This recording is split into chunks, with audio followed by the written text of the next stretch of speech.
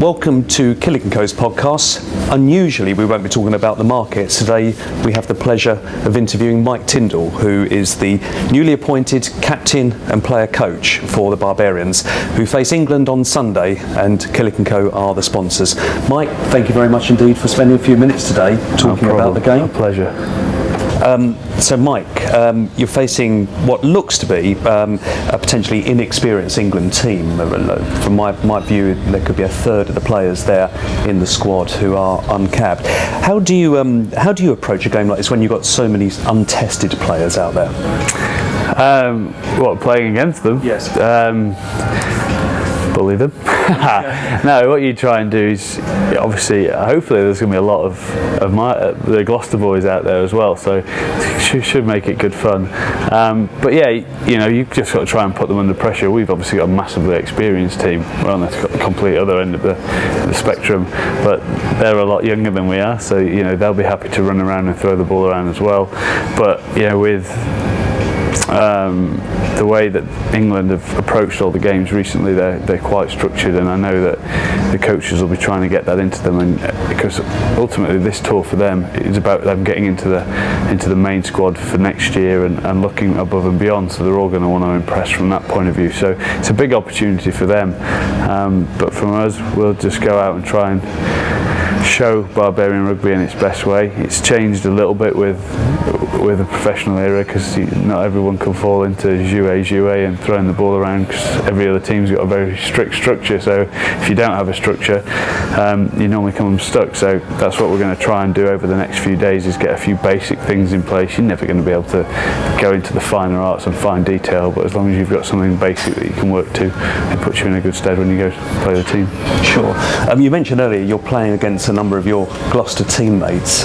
What's been the banter leading into this game between? Well, they're announcing their team tomorrow, I think, so I'll hold off. I'm hoping that they all should be playing, so I'll be looking at Freddie and Johnny May, Billy 12 Trees. So that'll be quite good. Obviously Ben Morgan in the forward pack. So no, we'll leave it till tomorrow, and then. Yeah. But presuming they are playing, I'm assuming you know all of their weak spots. Yeah. Well, I think me and Freddie will get to know ourselves quite well out there. Absolutely. I'm coming for you, Fred. Now, playing for the Barbarians, every coach likes to bring something individual, I guess, to the team each year on this invitation. What do you hope to bring to the team over the course of this couple of games? From a playing point of view, just all you want to do is be able to go and try and showcase yourself in the best way, but also not without putting the team first, because that's what the Barbarians is about. From a coaching side of things, there's very little you can sort of impose coaching wise in the Barbars. You're more facilitating, hoping, and getting the rest of the guys playing together and finding a common ground that everyone wants to do, feels happy in playing, and that's the sort of challenge from the coaching aspect. But the playing side, it's a massive game. England at Twickenham, it's about going out, showcase, enjoying yourself, and when that happens and the Barbarians click, it normally means a special performance. Absolutely. You're clearly pulling together a team of players from around the world, as the Barbarians is set up to achieve different languages, experiences, and presumably you only have just a few days to get the team together and cohesive with some structure. Is that an impossible job for a player coach? It's not an impossible job. You've probably played against the majority of the guys 3-4 years in the making, so you get to know guys anyway. But that's the other side of the Barbars, is the whole social element to it. Getting out there, meeting the sponsors, going out, having a beer together, sharing stories about games you've played against, games you've been in with them, or and that's what galvanises a squad like the Barbars. And then the talent that they have on the field will come there naturally. It's just making sure you have that friendship bond that then makes you want to go make a tackle for someone else, makes you want to go make a big hit, makes you want to go run after a guy who's made a line break.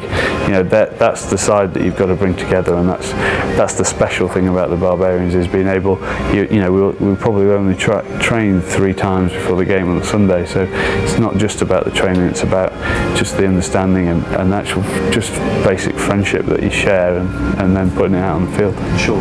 You mentioned just 3 sessions of training. Just talk us through what you can achieve in that time. And by the way, where are you training? Where are the facilities? That's a good question. I know we're at a school, but I couldn't tell you which school it's at.